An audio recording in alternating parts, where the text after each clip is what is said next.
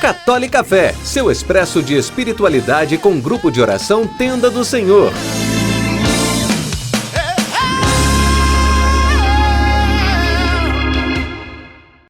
Louvado seja nosso Senhor Jesus Cristo, para sempre seja louvado. Eu queria começar hoje relembrando um pouquinho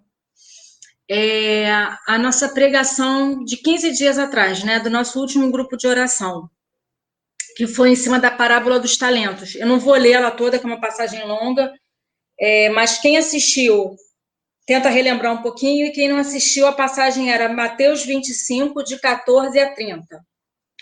Vou ler uns trechinhos só para a gente lembrar da parábola. Será também como um homem que, tendo de viajar, reuniu seus servos e lhes confiou seus bens. A um deu 5 talentos, a outro 2 e a outro 1, segundo a capacidade de cada um. Depois partiu. Logo em seguida, o que recebeu 5 talentos negociou com eles, fê-los produzir e ganhou outros 5. Do mesmo modo, o que recebeu 2 ganhou outros 2.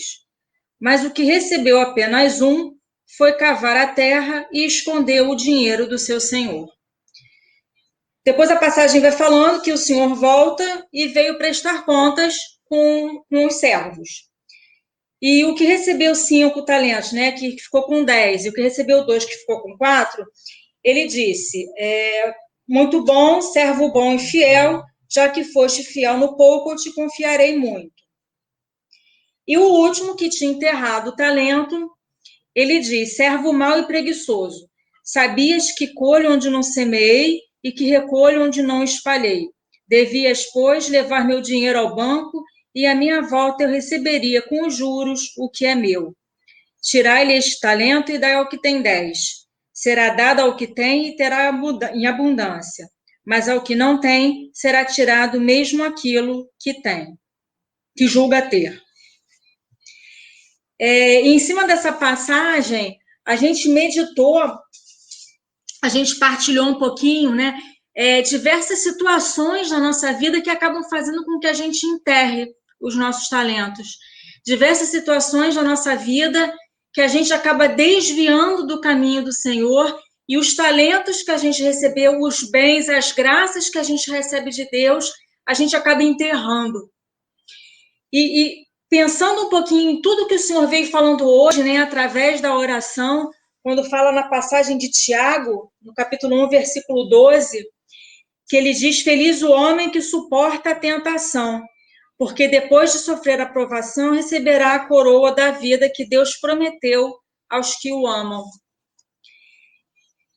Então, aquelas situações que a gente acaba enterrando o nosso talento, enterrando os talentos que a gente recebeu do Senhor, acabam sendo situações, acabam sendo momentos de provação, de tentação, em que a gente acaba caindo, em que a gente acaba cedendo e acaba se desviando do caminho do Senhor.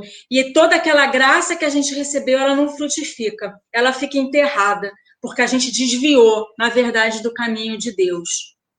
E o que ele vem falar hoje para a gente é uma forma, mostrar para a gente que ele caminha ao nosso lado e que vem nos dar toda a capacidade para a gente poder, em vez de enterrar o talento, enfrentar a tentação, enfrentar a provação, sair vitorioso dessa provação e poder, sim, multiplicar todos esses talentos e frutificar esses talentos. Mas como que a gente vai poder viver isso? Eu queria que a gente pudesse partilhar em duas coisas que são fundamentais para que a gente possa vencer as tentações, para que a gente possa enfrentar todas as provações e sair vitorioso para poder receber essa coroa de vida que o Senhor vem nos prometer na carta de Tiago. A primeira coisa é obediência. A gente precisa aprender a obedecer a Deus, mesmo que a gente não concorde, mesmo que a gente não queira, mesmo que a gente ache que é estranho, mesmo que a gente ache que o que ele está pedindo para a gente é é louco aos olhos humanos, é impossível até aos olhos humanos. Se a gente for vendo ao longo da Sagrada Escritura, quantas pessoas enfrentaram situações que a olhos humanos eram impossíveis e simplesmente obedeceram porque confiaram no Senhor. A gente pode começar a ver isso desde Abraão, que Deus pede que ele sacrifique o seu filho Isaque, aquele filho da promessa, aquele grande milagre de Deus na sua vida, ele pede para ele sacrificar. Imagina as dúvidas que vieram na cabeça de Abraão. Imagina o quanto aquilo era estranho para a sua limitação humana. Mas ele confiava em Deus e ele obedecia. E ele foi até o fim. Quantos Isaques será que a gente precisa sacrificar e que a gente não consegue? Quantos Isaques, quantos bens que nós somos apegados, Deus pede para que a gente sacrifique e a gente não consegue, porque a gente acha estranho, ou porque a gente não concorda, ou porque a gente acha muito difícil. E se a gente vai ver, o próprio Moisés, diante de um monte de dificuldades, ele simplesmente obedece e leva o povo à terra prometida. Nossa Senhora, que recebe uma visita do anjo, que diz que ela vai conceber o Filho de Deus, e ela, sem saber o que ia acontecer, sem saber as consequências que podia trazer para a vida dela, ela simplesmente diz: faça-se em mim segundo a tua palavra. A gente precisa obedecer, porque a gente precisa confiar. A gente precisa confiar que Deus sabe o que é melhor para a gente. A gente precisa confiar que Jesus é o Senhor de nossas vidas e que a gente deve entregar as nossas vidas a Ele. Porque nós não sabemos o que precisamos, nós não sabemos o que vai acontecer, mas Ele sabe. E precisamos confiar que todo o seu direcionamento, todas as suas ordens, todos os seus pedidos a cada um de nós são para o nosso bem, são para que possamos trilhar o nosso caminho de santidade, são para que a gente possa pegar os talentos que recebemos e multiplicar, e frutificar, e assim, vencendo a tentação, possamos receber essa coroa da vida que Ele tem para aqueles que Ele ama, que somos nós. Agora, para a gente poder obedecer, para a gente poder confiar e obedecer, a gente precisa conhecer a voz do Senhor. A gente precisa ter uma intimidade com o Senhor a ponto da gente reconhecer a sua voz. Aqui, quem é um pouquinho mais velho, não sei a idade do povo aí que está assistindo, mas antigamente o telefone, ele não tinha identificador de chamada. O telefone tocava, você não sabia quem era. E eu, pelo menos, né, quando eu tinha lá meus 14, 15 anos, que eu não saía do telefone com as minhas amigas, quando uma delas me ligava, eu já atendia, ela já sabia que era eu, porque ela conhecia a minha voz. E quando a pessoa falava, oi, Eliane, eu já sabia quem era. Ela não precisava se identificar, porque eu falava com ela constantemente. Então, eu conhecia a sua voz. Ou então, se a gente está de costas, chega alguém e fala o nosso nome, a gente sabe quem é, porque a gente conhece a voz, porque a gente constantemente está conversando com essa pessoa. E para a gente conhecer a voz do Senhor, a gente precisa de constância na nossa oração. A gente precisa, todo dia, ter momentos de intimidade com o Senhor, ter momentos em que possamos escutar a sua voz, escutar aquilo que Ele quer nos direcionar, escutar aquilo que Ele quer nos conduzir. A palavra de Lucas, no Evangelho de Lucas, quem tem a Sagrada Escritura, no capítulo 21, no versículo 19, é pela vossa constância que alcançareis a vossa salvação. Nós precisamos ter constância, nós precisamos ter perseverança, nós precisamos caminhar com firmeza e com constância. E quando a gente fala perseverança, constância, em poder vencer as tentações, em poder vencer as provações, não estamos falando só do pecado. Não estamos falando só de situações do que é errado e do que é certo. Quem está acompanhando agora a oficina de santidade, a gente está estudando um pouquinho as virtudes. A virtude é um hábito bom que nós adquirimos. E para que a gente possa adquirir esses hábitos, a gente precisa colocar em prática, a gente precisa ter constância. A gente não tem que simplesmente pensar isto é certo ou errado, é pecado ou não é pecado. O pecado nós não podemos fazer. O pecado a gente tem que afastar e ponto final. O pecado não tem que ter discussão. Muitas vezes o inimigo ele vem tentar a gente não com situação de pecado. O interesse do inimigo não é simplesmente que a gente peque. O que ele quer é que a gente se afaste do caminho de Deus. E muitas vezes ele faz isso através de coisas que não são necessariamente pecado. O André estava falando que essa semana ele teve dificuldades em acordar no horário que ele tinha para rezar. O dormir um pouco mais não é necessariamente pecado, às vezes é justo. Às vezes a gente teve um dia cansativo, a gente teve um dia exaustivo, a gente dormiu pouco, a gente precisa descansar. Não é pecado o dormir, de repente, mais meia horinha. Mas será que era aquilo que convinha naquele momento? Ou será que o que convinha era enfrentar o sono, enfrentar o cansaço e poder se colocar na presença do Senhor para poder rezar?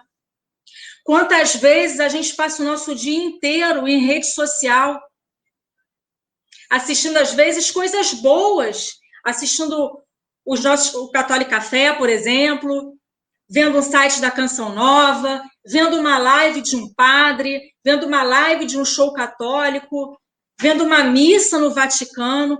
Às vezes a gente passa e vê coisas que são boas, que falam até de Deus, que são justas. Mas aí a gente passa o dia inteiro numa rede social, o dia inteiro, e a gente não cuida da nossa casa, a gente não cuida da nossa família, a gente não para ter um momento de intimidade com o Senhor, de oração pessoal, aquele momento em que somos só nós e Deus. É claro que as páginas sociais que falam de Deus, eles levam a palavra de Deus e isso é muito bom. Só que a gente também precisa daquele momento que estamos só nós e o Senhor. Para que Deus possa nos conduzir, para que Ele possa nos orientar, para que Ele possa nos mostrar que caminho seguir. Para que a gente tenha essa intimidade de reconhecer a voz do Senhor. Então, às vezes, a gente passa o dia inteiro vendo coisas católicas, vendo coisas boas, coisas justas, mas não era aquilo que convinha naquele momento, não era virtuoso naquele momento. Nós precisamos agir com prudência, com temperança. A gente precisa medir o que convém e o que não convém. São Paulo nos diz que tudo nós podemos, mas nem tudo nos convém. Então, daquelas coisas boas todas que nos são oferecidas, que nós podemos fazer e que são justas, o que nos convém naquele momento? Porque, às vezes, numa coisa justa, você desvia do caminho que Deus tinha trilhado para você, e você acaba enterrando aquele seu talento, e você acaba não frutificando o seu talento. Pronto, o inimigo conseguiu o que você queria, porque você desviou do caminho de Deus. Nós precisamos de constância nas nossas atitudes.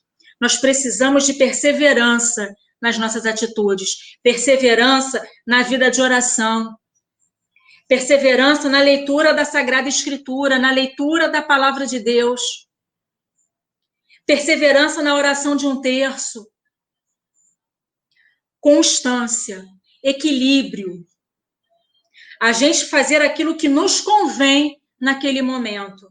Como diz o Evangelho de Lucas, é pela constância que alcançareis a vossa salvação.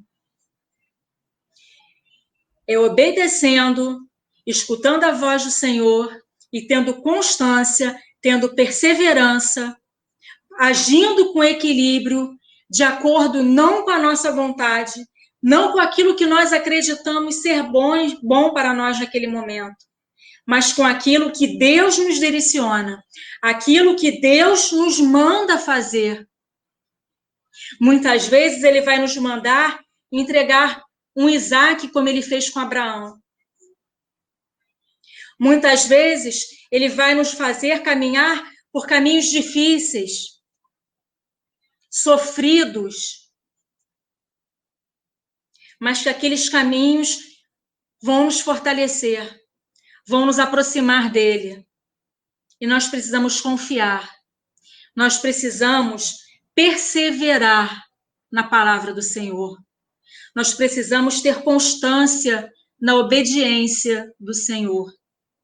Nós precisamos ver o que nos convém e o que não nos convém naquele momento. Assim, nós poderemos trilhar o nosso caminho da salvação. Assim, nós poderemos multiplicar os talentos que nós recebemos. E assim, nós poderemos vencer as tentações, vencer as provações e receber a coroa de glória, a coroa da vida que o Senhor tem a dar àquele que ama, que somos nós. Então, eu queria te convidar nesse momento a fechar os seus olhos, a se colocar na presença do Senhor,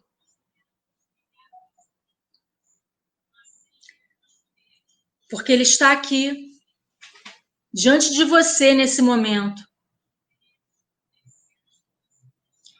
Por mais que você esteja sofrido, por mais que esteja com o coração apertado, com o coração doendo, o Senhor está aqui ao seu lado, dizendo que está com você e que você não caminha sozinha e que Ele te dá toda a força para enfrentar toda a provação, toda a tentação, que Ele te dá força para perseverar, que Ele te dá força para que você se mantenha constante na sua caminhada. E deixe o Senhor te mostrar agora o que nesse momento está atrapalhando a sua vida de ter constância. O que Ele está pedindo agora para que você entregue nas mãos dele, porque está te atrapalhando a manter uma constante vida de oração, uma constante vida de trilhar os caminhos de Deus, que está te dificultando em ter constância na obediência, na confiança a Deus. Permita que Ele te mostre, permita que Ele te fale e confie em entregar a Ele. Que você possa, ao longo desses 15 dias, até o nosso próximo encontro de oração, que você possa meditar nessa palavra de Lucas, no capítulo 21, versículo 19. É pela vossa constância que alcançareis a vossa salvação, e que você possa entregar isso que está te apegando, mas que ao mesmo tempo está dificultando essa sua constância, para que assim você possa perseverar e trilhar esse caminho da salvação que o Senhor tem para você.